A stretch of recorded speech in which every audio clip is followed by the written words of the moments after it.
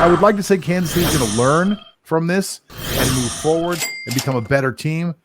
I don't know if that's actually going to be true. We're going to talk about which teams are actually favored to win next year's Super Bowl. Believe it or not, Tampa Bay is not the most favored team to win next year's Super Bowl. We're going to talk about that in a second. But before we talk about that, we've talked a little bit about gambling and how it relates to the Super Bowl this weekend. There were some huge bets this weekend. Some really interesting, very huge bets that we're going to talk about. People put out a lot of money out there. Early reports said that there would be over $1 billion wagered, Wow. in the United States over the course of this weekend. Now, most of the public money ended up on Tampa Bay. The beginning of the week, it was Kansas City. And towards the end, the odds went towards Tampa Bay. So I don't know if we found the number yet of how bad the sports books got beat, but they were saying that the numbers were going to be very, very, very, very big, that a lot of the sports books took a huge bath on the heads up play. Now, I think where the sports books make up some of the money that a lot of people don't talk about is these prop bets are just so prominent in the NFL for Super Bowl. People will bet on anything for the Super Bowl. Like I actually I did one prop bet just for fun, and it was $100, and I won $100 on heads. So I took heads.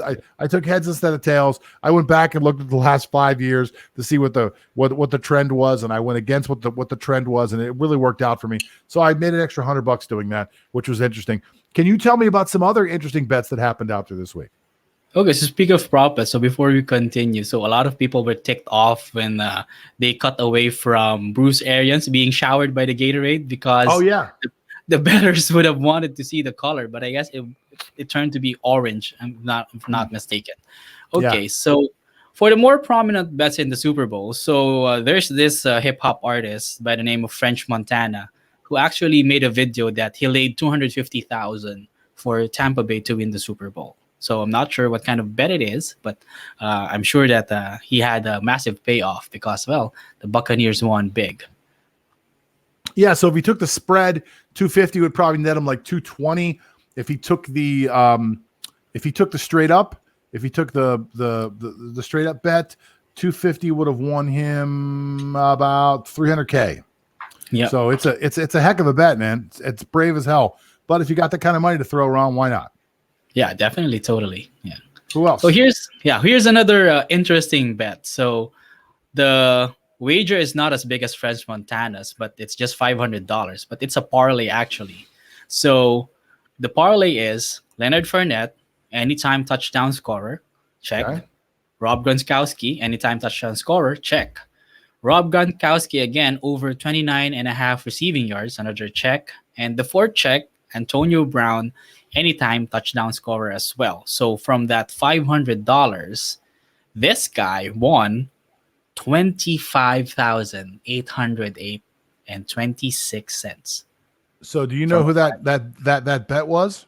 Apparently we haven't learned who it is, but we've seen a screenshot sent to us. I actually know who it is. I sent you the screenshot. I just didn't tell you who it was.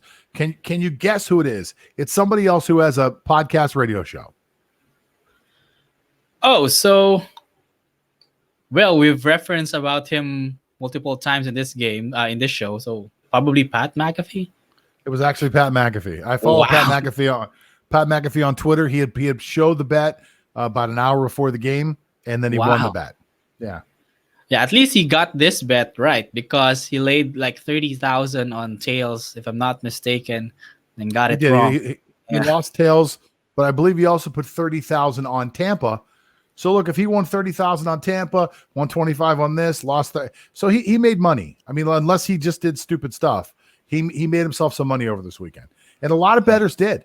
Now that's the downside of the Super Bowl. And that's what I always tell people. Those prop bets are nonsense.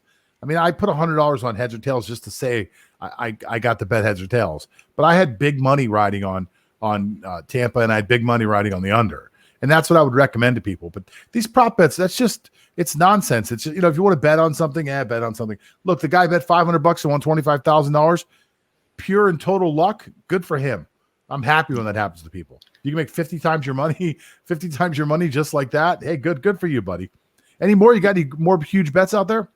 Okay, so here's one more. So as we all know, Rob Gronkowski scored the first touchdown in Super Bowl 55. So apparently, there's this one guy who laid $1,500 for that to happen, and he won $34,500 because of that bet. It's a beautiful bet, man. Yeah, that is a beautiful bet. When you could put $1,500 down somewhere, and 2 hours later come up with 35 grand.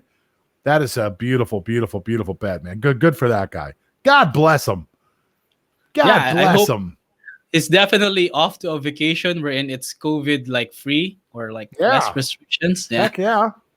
Heck yeah. Look, for a lot of guys, if that guy's a white collar professional guy, that might be half a salary for the year. Like he might have made half of his salary out of bet. I would guess if he's betting $1,500, he's probably making a lot more money than that. But you'd be surprised. People gamble. People love gambling.